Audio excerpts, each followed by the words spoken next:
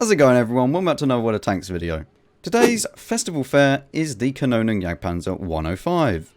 Now, for the rest of these reviews, I'm not going to include gameplay. Even if I do have the tank, I'm not going to include gameplay. I'm just going to tell you, is it good, is it bad, and then compare it to maybe, you know, the most relevant tank in its tier.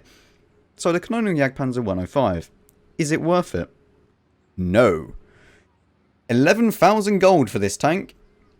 Why on earth would you pay 11,000 gold when you could buy a Scorpion G when it's next on discount? This tank, much better than the Kanonenjagdpanzer. Look at this. 490 alpha, 390 alpha. Basically, the same reload time. I don't know who decided this. Fully traversable turret. Not a fully traversable turret. It doesn't even have a turret.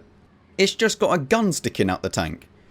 And also, that turret angle, it can only basically go, if we actually get back onto the tank, it can only basically go about here and here.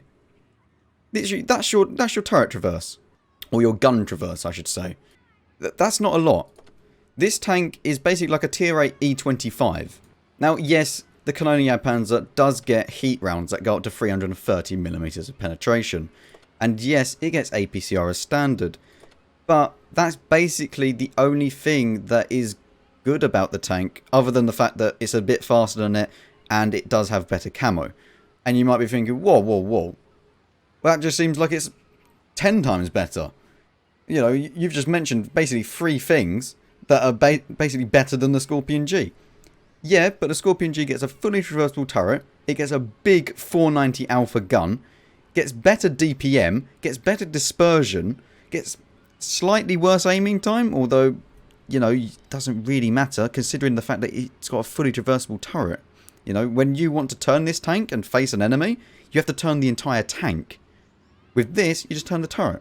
And, I mean, all of these other stats, you know, the mobility, it's only slightly worse. It's 10 miles an hour, you know, worse off.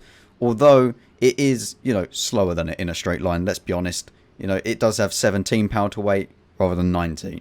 And it is heavier. So, the Kanonenjagdpanzer is faster than the Scorpion G. No doubt about it there. View range, 360, 360. Same view range, no matter what. So, yeah. Honestly, if you have the gold saved up, then just wait.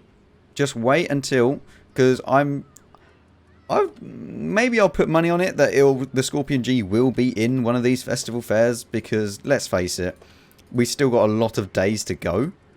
So, honestly, wait for the Scorpion G, and if it doesn't come on sale, and you're someone that wants to buy it for money, then sure, just buy the Scorpion G when it comes out.